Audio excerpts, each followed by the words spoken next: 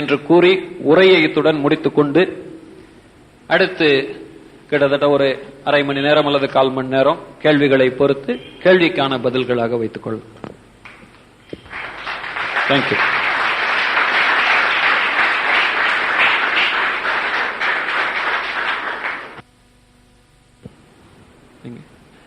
கேள்விகள் கேட்பவர்கள் இங்கே முன்னால் வந்து வேண்டுமானாலும் கேட்கலாம், அல்லது அதற்கு தயக்கம் இருப்பவர்கள் கேள்விகளை எழுதியும் அனுப்பலாம்.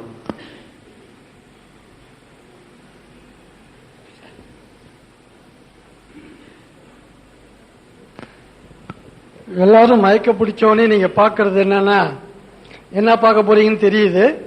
நான் எதுவுமே பண்ணல. இப்போ ஐ எம் மெஜிஷியன் சார், அதனாலதான் எல்லாரும் என்னையே பாக்குறாங்க, வேற ஒன்றும் இல்லை. கேள்விதான். ஏன்னா நான் இப்ப அந்த எந்த சுச்சுவேஷன்லயும் நான் வரல. இப்ப சார் ரொம்ப அருமையா கிட்டத்தட்ட ஒரு 3 மணி நேரம் மிக பிரமாதமா நிகழ்ச்சி, அந்த சொற்பொழிவு நல்லா இருந்தது. நான் கேட்கக்கூடிய கேள்வி என்னன்னா, ஒரு 10 அல்லது 15 வருஷத்துக்கு முன்னாடிலாம் இந்த மாதிரி தன்னம்பிக்கை வளர்க்கக்கூடிய நபர்கள் இல்ல, புத்தகங்கள் கிடையாது. இப்படியாப்பட்ட சூழ்நிலையில அப்ப இருந்தவங்க நல்ல நிலைமையில வந்திருக்காங்க, பெரிய லெவல்ல வந்திருக்காங்க. அப்படி இருக்கும் பொழுது இப்போ இதுக்கான அவசியம் ஏன் ஏற்பட்டது? ஒரு 15 வருஷத்துக்கு முன்னாடி இல்லாத எதுவுமே இல்லை. ஒரு டிவி மீடியாவோ அல்லது ஒரு பேப்பர் வாயிலாகவோ ஒரு புத்தகம் வாயிலாகவோ எதுவுமே அறியாத ஒரு காலத்துல எத்தனையோ நபர்கள் இந்த டென்ஷன்ங்கிற வார்த்தையெல்லாம் இப்பதான் அதிகமா இருக்கு, ஒரு 10 வருஷத்துக்குள்ளதான். அப்படி இருக்கும் பொழுது அவங்கெல்லாம் எப்படி முன்னுக்கு வந்தாங்க? அவங்களுக்கெல்லாம் அதை எடுத்து சொன்னவர்கள் யார்? ஆனா அன்னைக்கு யாருமே கிடையாது. அவங்களாவே அந்த ஆற்றலை வளர்த்திருக்காங்க. இப்ப இருக்கிற மனிதர்களுக்கு இந்த அவசியம் எதனால் ஏற்பட்டது? அது கொஞ்சம் விளக்கம் கொடுங்க. ரொம்ப நல்ல கேள்வி.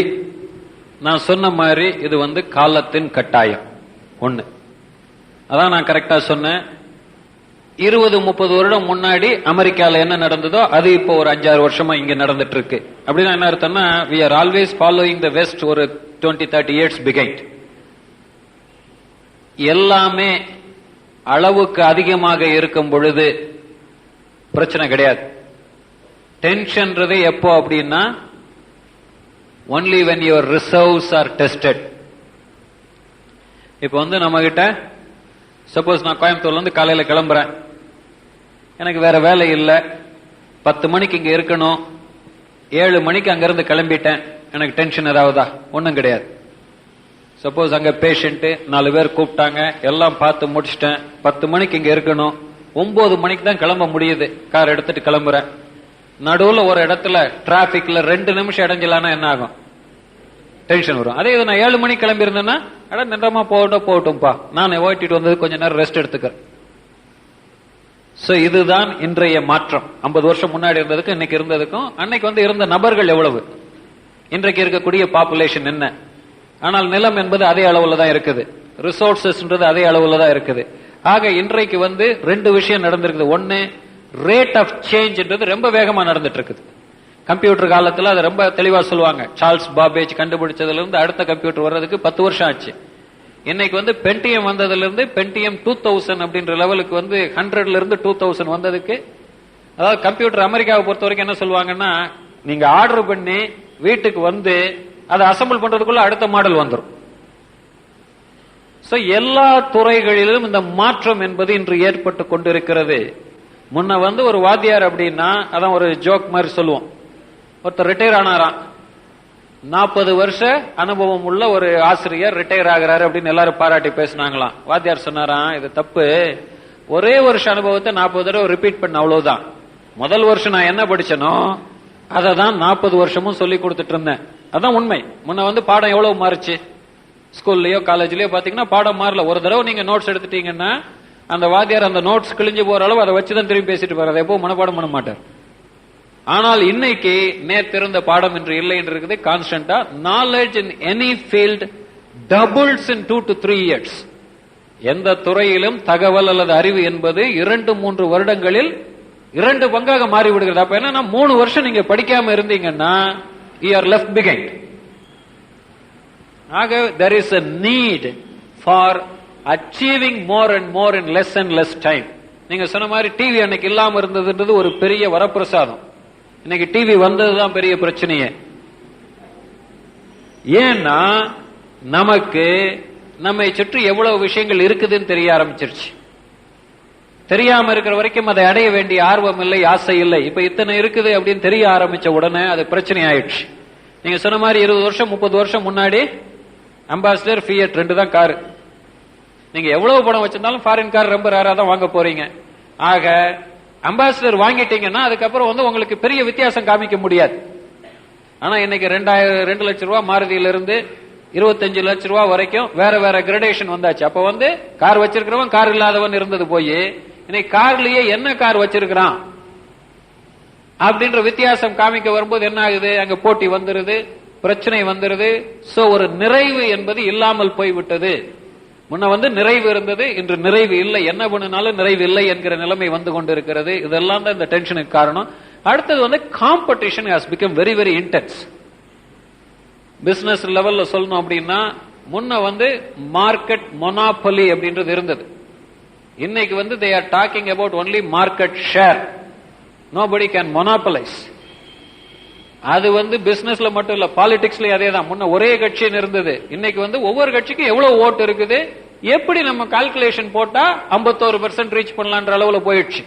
ஒரே கட்சி தனி கட்சி அதை ஆட்சி பண்ணும் அப்படின்ற லெவல் இப்ப எந்த மாநிலத்திலேயாவது சொல்ல முடியுமா? ஏன்னா மக்கள் அதிக விழிப்படைந்து விட்டார்கள், அதிகமாக தெரிந்து கொண்டார்கள். ஆக பிளவுகள் அதிகமாயிடுச்சு. சோ தகவல் கூட இதெல்லாம் ஒன்றுடன் ஒன்று இயந்த ஒன்று எல்லாம் சேர்ந்து இந்த நிலைமையை உருவாக்கி இருக்கு. அதனால இந்த காலகட்டத்தில் 2வது நேரம் கிடையாது நமக்கு. முன்ன நிதானமா தெரிஞ்சுக்கிறதுக்கு இருந்தது. அந்த காலத்துல மேல வந்தவங்க பாத்தீங்கன்னா என்னன்னு பாத்தீங்கன்னா பரம்பரையா பிசினஸ் பண்ணவங்க, இதை தாண்டி தனியா பண்ணவங்கன்னா ரொம்ப கம்மி. அவங்களும் முட்டி மோதி வந்திருப்பாங்க, யாரும் வழிகாட்டுதல் இல்லை. இன்னைக்கு அந்த மாதிரி இருக்கக்கூடியவர்களுக்கு எல்லாத்துக்கும் கோர்ஸ் இருக்கு. சொல்ல போனா கோர்ஸ் இல்லாத 2 விஷயம், குழந்தைகளை வளர்ப்பது எப்படின்னு இன்னும் யாரும் கோர்ஸ் நடத்தல. அதையும் கூட சூரியன் சார் பண்ணிருக்காரு. அடுத்து என்னுடைய ஃப்ரெண்ட் ஒருத்தர் ஒரு புக் எழுதியிருக்காரு, marriage and courtship for Indian couples அப்படின்னு. ஏன்னா கல்யாணம் பண்ணி வச்சிடறமே தவிர அந்த குடும்பத்தை எப்படி முறைப்படி நடத்தி செல்வதுன்னு யாருக்கும் சொல்லி தரல. இதுக்கு எல்லாமே கோர்ஸ் தேவைப்படுது.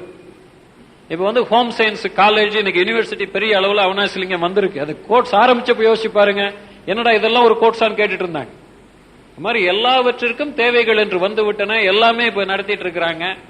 இது மக்கள் தீர்மானிக்க வேண்டிய விஷயம், எது வேணும் வேண்டாம் எவ்வளவுன்றது. பட் அதிகமாயிருப்பதற்கு காரணம் தேவை இருக்கிறது. தேவைக்கு தகுந்தார். ஏன்னா தேவை டிமாண்ட் இல்லைன்னா சப்ளை இருக்க போறது இல்லை. It's demand and supply economy, அவ்வளவுதான். சோ ஓரளவு உங்களை திருப்திப்படுத்தி இருக்கும்னு நினைக்கிறேன். கேள்விக்கான பதில்.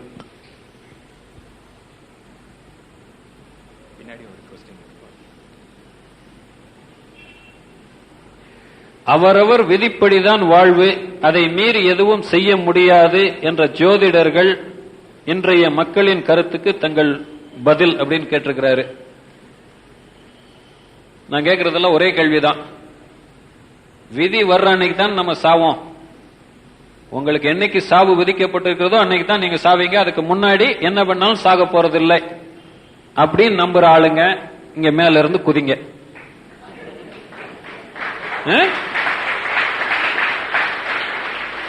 இல்லையா? அதேதான் இன்னொரு விதமா கேட்பேன். கண்ணை மூடிட்டு நடு ரோட்ல நடந்து போங்க, அந்த ஜோசியரை நடந்து போக சொல்லுங்க. முதல்ல அவரை கேளுங்க. சத்யராஜ் ஒரு படத்துல பண்ணதான் ஞாபகம் வருது இல்லையா? ஜோசியரை ஏன் நேரத்தை குறிச்சு சொல்றியே, ஓ நேரம் அது ரொம்ப பிரமாதமா இருக்குன்னு முடிச்சிடறானே, அதான் ரொம்ப உண்மையான விஷயம் அது. அதே மாதிரி இதுக்கு தொடர்பா இன்னொரு பதிலையும் சொல்லிடுறேன். அதாவது நீங்க இந்த கோல் செட்டிங், பிளானிங் இந்த மாதிரி எல்லாம் ரொம்ப சொல்லி கொடுக்கும் போது சில பேர் கேட்பாங்க, சார் இதெல்லாம் பண்ணுனா கண்டிப்பா அடைஞ்சிட முடியுமா? நிச்சயமா கிடையாது. 100க்கு 80% சான்ஸ் இருக்கு. ஒண்ணுமே பண்ணலைன்னா 100க்கு 20%. சார் இதெல்லாம் பண்ணாமலே, நீங்க கொஞ்சம் முன்னாடி வேற ஆங்கிள் கேட்ட மாதிரி இதெல்லாம் கத்துக்காமலே எல்லாம் நல்லா பண்ணிட்டு இருந்தாங்களேன்னா அது பை லக். ஒரு விஷயத்தை செய்யறோம், ஒண்ணுமே படிக்காமலே கூட நமக்கு சில விஷயங்கள் நல்லா நடக்கலாம். பட் கேன் யூ ரிப்பீட் இட்னா முடியாது. தற்செயலாக நடந்த ஒரு அதிர்ஷ்டத்தை மீண்டும் மீண்டும் வர வைப்பதான் நம்ம திறமை. அங்க பயிற்சி வேணும். அப்பதான் நான் கேட்பேன், சப்போஸ் நம்ம டிரைவிங் பழகுறோம், ஒழுங்கா சேஃபா ஓட்டுறோம், ரூல்ஸ ஃபாலோ பண்றோம், இதனால எல்லாம் ஆக்சிடென்ட் நடக்காதுன்னு கேரண்டி இருக்கா? நிச்சயமா கிடையாது. அதையும் மீறி நடக்கலாம். என்னன்னா ஆக்சிடென்ட் ஆவதற்கான சந்தர்ப்பத்தை குறைக்கிறோம், சேஃபா போய் சேருவதற்கான சந்தர்ப்பத்தை அதிகப்படுத்துறோம். எப்படி இருந்தாலும் ஆக்சிடென்ட் ஆகுதுன்னு சொல்லிட்டு இதெல்லாம் பண்ணாம பண்ண முடியுமா? ஆக்சிடென்ட் எப்படி நடக்க போகுது சார், ஆக்சிடென்ட் யாராலையும் தடுக்க முடியாது சார் அப்படின்னா எதுக்கு டிரைவிங் பழகணும், எதுக்கு லைசன்ஸ் கொடுக்கணும்? யார் வேணா ஓட்டலான்னு விட்டுறலாமே. சோ அது உண்மை அல்ல. சரியா? இப்ப இறைவன் அப்படின்றது இது பொதுவா இதுல சயின்டிஸ்ட் அந்த லெவல்லயே மேலை நாடுகளுக்கும் கீழே நாடுகளுக்கும் ஒரு பெரிய வித்தியாசம் என்னன்னா, கீழே நாடுகளில் நம்ம ஈஸ்டர்ன் கண்ட்ரீஸ்ல இருக்கிறவங்க they definitely believe in a power above. அது கடவுளாக இருக்கலாம், எதா இருக்கலாம், அதுக்கெல்லாம் உருவம்ன்றது நம்ம கொடுத்து வச்சிருக்கிறோம், அவ்வளவுதான். ஒரு பெரிய சக்தி, நம்மை தாண்டிய ஒரு சக்தி இருக்கிறது என்று ஏற்றுக்கொள்ளுதல், அவ்வளவுதானே தவிர அதுக்கு எந்த உருவத்துல விநாயகர் மாதிரி இருக்காரா, முருகர் மாதிரி இருக்காரா, இயேசு மாதிரி இருக்காரா, அல்லா மாதிரி இருக்காரான்றதெல்லாம் நம்மளா ஏற்படுத்திக்கிட்ட விஷயங்கள். நம்மை தாண்டிய ஒரு சக்தி இருக்கிறது, ஒரு நியதி இருக்கிறது, ஒரு என்ன சொல்றது, ஒரு ஆர்டர் இன் த யூனிவர்ஸ். அதை தான் நம்ம இந்த மாதிரி சொல்லிட்டு இருக்கிறோம். என்னை பொறுத்தவரை நான் ஒரு பெரிய நான் சொல்றதெல்லாம் கரெக்ட்னு சொன்னேன்னா அப்ப எனக்கு இது ஆரம்பிச்சிருச்சுன்னு அர்த்தம். என் கருத்தை கேட்கறீங்க, என் கருத்தை சொல்றது கரெக்டா இருக்கலாம், இல்லாம இருக்கலாம், உங்களுக்கு எப்படி வித்தியாசமோ அப்படி எடுத்துக்கலாம். பெற்றோர்கள் அவர்களுடைய எண்ணப்படி குழந்தையை வளர்த்தக்கூடாதுன்னு சொன்னீங்க. இப்ப குழந்தைகள் பெற்றோர்கள் கட்டுப்பாட்டுல தான் இருக்காங்க இல்லைங்களா? அவங்கள மீறி குழந்தைகள் எதுவும் செய்ய முடியாது. அந்த மாதிரி சூழ்நிலை அந்த குழந்தைகள் எந்த மாதிரி மனோபாவத்தோட தன்னோட அச்சீவ்மெண்ட் எடுத்துக்க முடியும், சரி செய்ய முடியும்? ஓகே, அதான் நான் சொன்ன மாதிரி வெவ்வேறு காலகட்டங்கள் இருக்கின்றன. அதாவது கிட்டத்தட்ட ஒரு 15 வயசு வரைக்கும் குழந்தைகள் பெற்றோரை முழுமையாக சார்ந்திருக்கிறார்கள் அவர்களது எல்லா தேவைகளுக்கும்.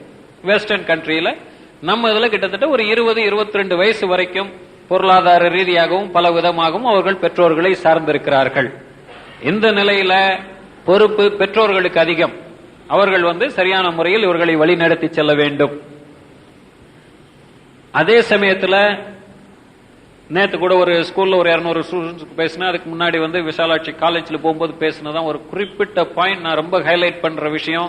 அடலசன்ட்ஸ் பொறுத்த வரைக்கும் அந்த விடலை பருவத்தினருக்கு நான் சொல்றதெல்லாம், don't miss understand parental guidance as parental control. பெற்றவர்கள் உங்களை வழிநடத்தி செல்கிறார்கள், கட்டுப்படுத்தவில்லை, அதை புரிந்து கொள்ளுங்கள்.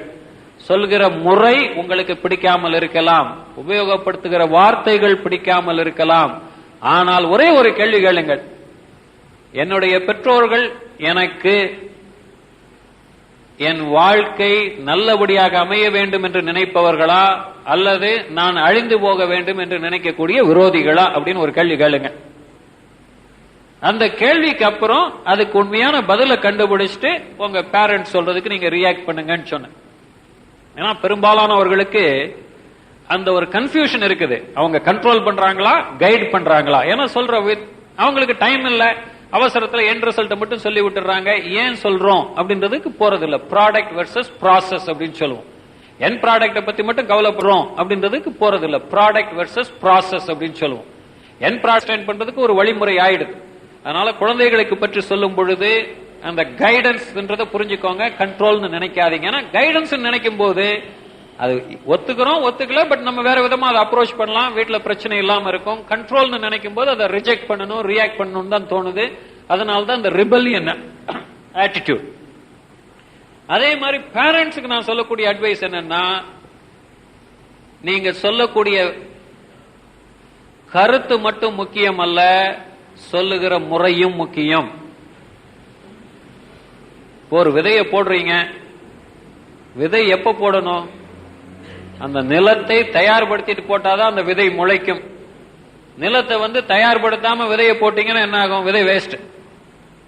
அதனால அந்த குழந்தைகளுக்கு ஒரு விஷயம் சொல்ல வேண்டும் என்று நினைத்தால் சொல்லுகிற முறையில் அவர்களை தயார்படுத்தி, ஒரு தப்பு பண்ணிருக்கிற அன்னைக்கு பண்ண முடியாது. ஏற்கனவே பையன் கொஞ்சம் வெளியில சுத்திட்டு லேட்டா வருவான். வந்த உடனே என்ன மனநிலையில வருவான்? ஏற்கனவே தப்பு பண்ணிட்டோம், நம்ம ஒழுங்கா படிக்கணும், லேட் ஆயிடுச்சு, ஒரு half an hour late, at least மீதி இருக்கிற நேரத்தில் நல்லா படிச்சிடலான்ற ஒரு மனநிலையில தான் வருவான். அந்த நேரத்தில் என்ன ஆகும்? அப்பாவோ அம்மாவோ கூப்பிட்டு 2 டோஸ் விடுவாங்க. அதுக்கப்புறம் உள்ளதும் போயிடும்.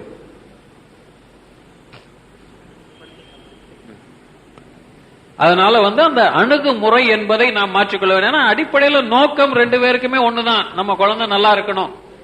அந்த நோக்கத்தை பற்றி சந்தேகம் இல்லை. ஆனா அந்த நோக்கமே சந்தேகம் வருகிற அளவிற்கு நம்முடைய அணுகுமுறை தவறாக இருக்கிறது. அந்த அணுகுமுறையை சரியான முறையில் பெற்றோர்கள் அமைத்துக் கொள்ள வேண்டும், குழந்தைகள் புரிந்து கொள்ள வேண்டும்.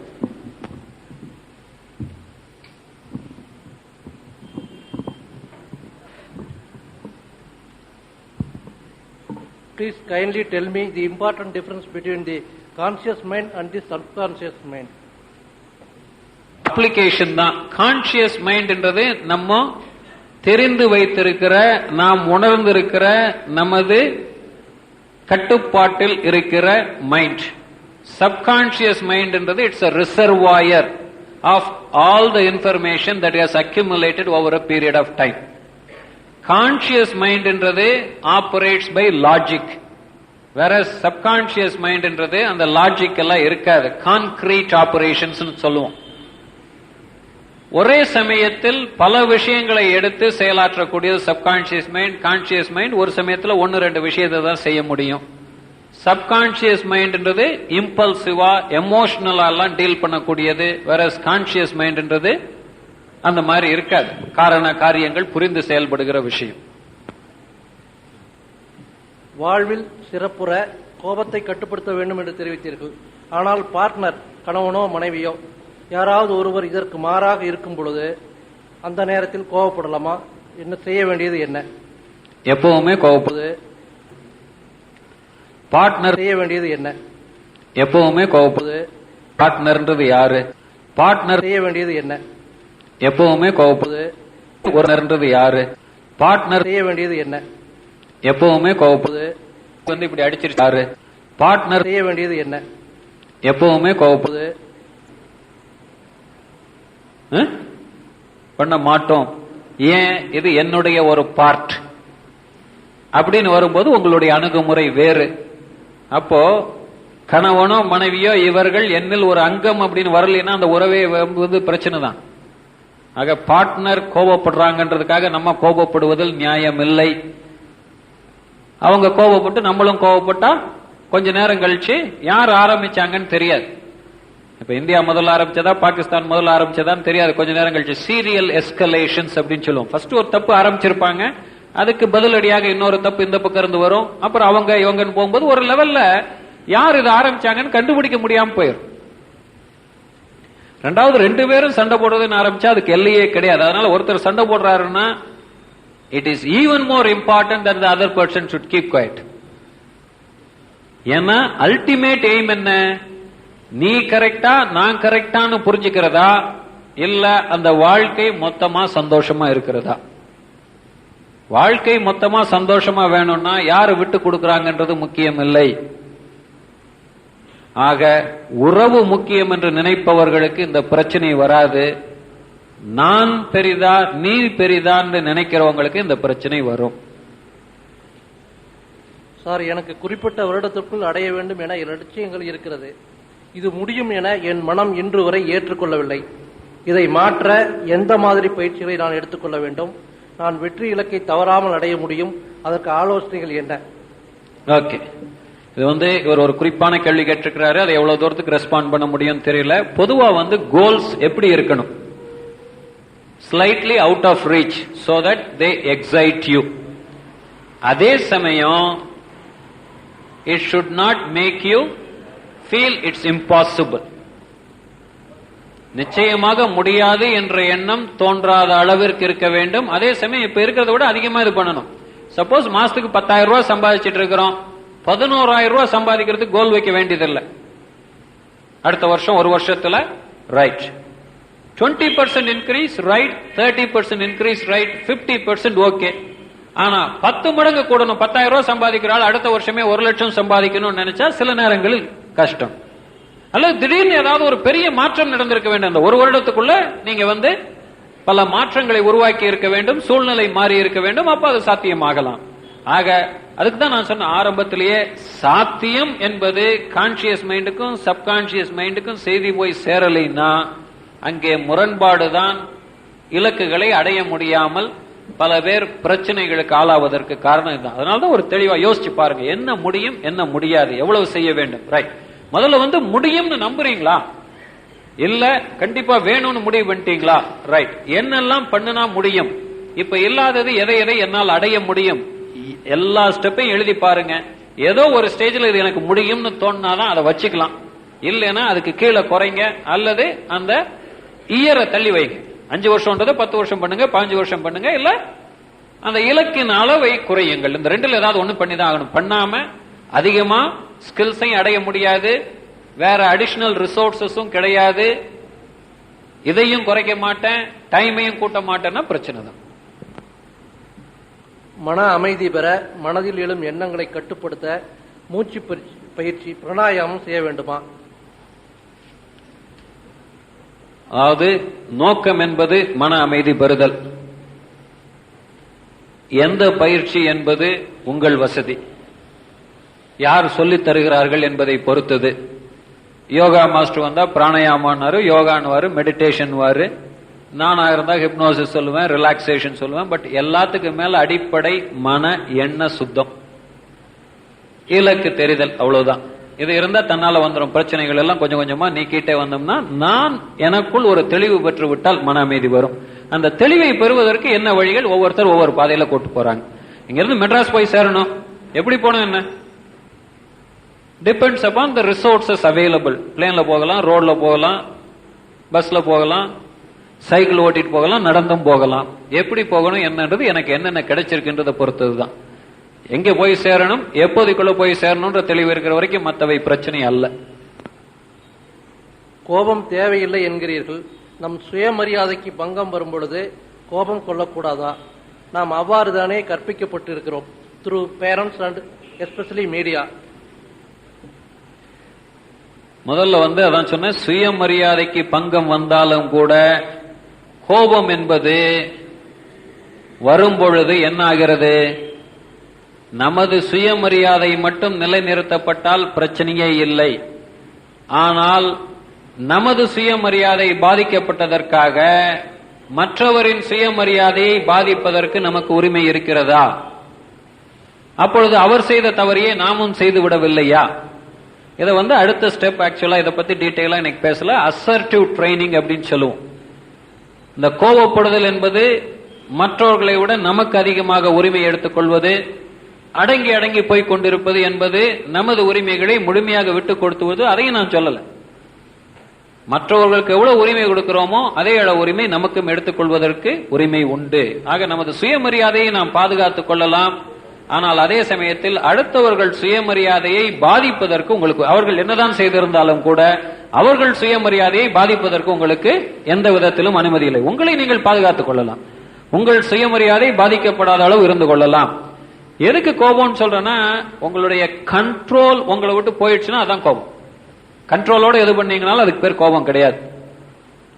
உங்கள் வார்த்தைகளின் மீது உங்கள் ஆதிக்கம் இன்னும் இருக்கிறது, உங்கள் செயலின் மீது உங்கள் ஆதிக்கம் இன்னும் இருக்கிறது, உங்கள் உணர்ச்சிகளின் மீது உங்கள் ஆதிக்கம் இருக்கிறதுன்னா அதுக்கு பேர் கோபமே கிடையாது. எல்லாத்தையும் நீங்க கண்ட்ரோல்ல வச்சிட்டு இருக்கிற வரைக்கும் அதுக்கு பேர் கோபம் கிடையாது. உங்க கண்ட்ரோலை விட்டு வெளியில போயிடுச்சு, சொல் போயிடுச்சு, செயல் போயிடுச்சு, உணர்வு போயிடுச்சுன்னா அதுக்கு பேர் தான் கோபம். அது தப்பு, இது கரெக்ட். சார், நாம் ஒருவரிடம் நன்றாக பழகுகிறோம், அவரை பிடித்திருக்கிறது, அவர் கேட்காமலே அவரின் விருப்பங்களை பூர்த்தி செய்கிறோம். நாமும் அவரிடமிருந்து எதிர்பார்க்கலாமா? அப்படி எதிர்பார்த்தால் அது பிசினஸ் ஆக ஆகிவிடுமா? அது சரியான உறவா?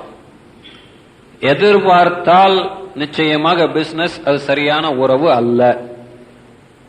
அதான் சொல்லுவோம் அன்கண்டிஷனல் லவ். அன்பு என்பது, பாசம் என்பது, நேசம் என்பது எதிர்பார்ப்புகள் இல்லாதது. எதிர்பார்ப்பு என்று வந்தாலே அது பிரச்சனையில் தான் கொண்டு போய் விடும்.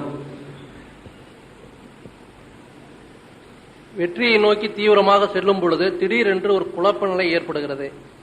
அதனால் என்னுள் ஒரு தெளிவு ஏற்படுகிறது. அதை தவிர்ப்பது எப்படி? வெற்றிக்கு திட்டமிட்டு போகும்போது இந்த குழப்ப நிலை இருக்காது. என்னென்ன இடர்பாடுகள் வரக்கூடும் என்பதையெல்லாம் தெரிந்து அதற்கான தயார் நிலை செய்து தான் கண்டிஜென்சி பிளானிங்னு சொல்லுவாங்க. இங்க இருந்து மெட்ராஸ் போகணும்னா எவ்வளவு பிளான் பண்ணணும், நடுவில் ஆக்சிடென்ட் ஆச்சுன்னா என்ன பண்றது, பஸ் நின்று போச்சுன்னா என்ன பண்றது, டைவர்ஷன் என்ன இருக்கு, எல்லாத்தையும் நம்மள கண்ட்ரோல்ல வச்சிருக்க முடியாது. But plan A, plan B, plan C அப்படின்னு கண்டிஜென்சி பிளானிங் பண்ணி வைக்கணும். ஏன்னா நம்ம ஒரே ஒரு விஷயம் மட்டும் நினைச்சு இதே மாதிரி தான் எல்லாம் நடக்கும் அப்படின்னு போக முடியாது. நாம் எதிர்பாராத எவ்வளவோ நடக்கலாம், எல்லாவற்றையும் நமது கட்டுப்பாட்டில் வைத்திருக்க முடியாது. ஆக நமது கட்டுப்பாட்டை மீறி எதிர்பாராத விஷயங்கள் நடந்தால் என்ன செய்வது என்று அதற்கும் தயாரித்துக் கொள்ள வேண்டும். எவ்வளவு முடியுதோ அவ்வளவு தூரம் கண்ட்ரோல் பண்ணலாம், எல்லாத்தையும் கண்ட்ரோல் பண்ண முடியாது. நான் மிகவும் அன்பு செலுத்தும் எனது நண்பர் என்னிடம் உண்மையாக இல்லை, என்ன செய்வது? நீங்கள் முடிவு செய்ய வேண்டியதுதான். அந்த நபரிடம் தொடர்ந்து அன்பு செலுத்த வேண்டுமா வேண்டாமா? அதான் சொல்லுவேன், எனி க்ளோஸ் ரிலேஷன்ஷிப் ஒரு எக்ஸாம்பிள் சொல்லுவேன். காலில் திடீர்னு புண்ணு வந்துருச்சு, என்ன பண்றோம்? ஆபரேஷன் பண்ணியாவது அதை சரி பண்ணிக்கணும்னு நினைக்கிறோம். ஏன்? அந்த கால் வேணும்ன்ற வரைக்கும். சப்போஸ் அந்த புண்ணு அதிகம் புரையோறிடுச்சு, தொடர்ந்து இந்த காலை இருக்க விட்டா உயிருக்கே ஆபத்து, என்ன பண்றோம்? கால் போனாலும் பரவாயில்ல, உயிர் மிஞ்சணும். அதான் உறவுக்கும். வேண்டும் என்று நினைக்கிற வரை எதையாவது செய்து அதை தக்க வைத்துக் கொள்வது. ஒரு காலகட்டத்தில் இதில் தொடர்ந்து இருந்திருந்தால் இது நம்மையே அழித்து விடும் என்று தோன்றும் போது அது எந்த உறவாக இருந்தாலும் சரி அதை விட்டு விலகி வர வேண்டும். ஏன்னா செல்ஃப் தான் முக்கியம். கடைசியில் செல்ஃப் பிரிசர்வேஷன் இன்ஸ்டிங்க்ட், அதுக்கு துணை போகிற வரை மீது எல்லாம். எப்ப அது நம்மளையே அழிச்சிருமோ அப்ப தொடர்ந்து அதிலேயே போய் நம்மும் அந்த புதைகுழியில் சிக்கி மாய்வது வீண். நமது உயிர் என்பது அதற்கு அப்பாற்பட்டது, எவ்வளவோ அதற்கான சக்தி இல்லை. இன்னொரு விஷயம் இது தொடர்பா என்னன்னா, அந்த பொசசிவ்னஸ் அப்படின்னு எல்லாம் இருக்கும். காலேஜ்ல இந்த ஸ்டூடெண்ட்ஸ் இவங்க எல்லாம் பாத்தீங்கன்னா, ஒருத்தர் நம்ம கிட்ட மட்டும் பேசணும், வேற யார்ட்டையும் பேசக்கூடாது. பேசினா அவங்க மேல நமக்கு கொஞ்சம் இது ஏன் வருது அப்படின்னா, முதல்ல செல்ஃப் எஸ்டீம், தன்னம்பிக்கை இல்லாதவர்கள் தான் இந்த பொசசிவ் ஆகிறது. அதனால உங்கள் மீது உங்களுக்கு நம்பிக்கை இருந்தால் எப்பவுமே யாரிடமார்ந்து ஒரு விதத்தை எதிர்பார்க்க ஆரம்பித்து விட்டீர்கள் என்றாலே you are losing control. You are giving control to somebody else so they can exploit you. எதிர்பார்ப்பு என்பது அதிகமாக அதிகமாக நீங்கள் உங்கள் மீதான கட்டுப்பாட்டை, ஆதிக்கத்தை இழக்கிறீர்கள். மற்றவர்களுக்கு உங்களை விட அதிகமான கட்டுப்பாட்டை உங்கள் மீது கொடுத்து விடுகிறீர்கள். அது என்றுமே பிரச்சனையில் தான் கொண்டு செல்லும். அது வேணும், நிச்சயம். எவ்வளவுக்கு எவ்வளவு கண்டிப்பா வேணும்னு நினைக்க ஆரம்பிக்கிறோமோ அவ்வளவுக்கு அவ்வளவு நம்ம கண்ட்ரோல் போயிடுது.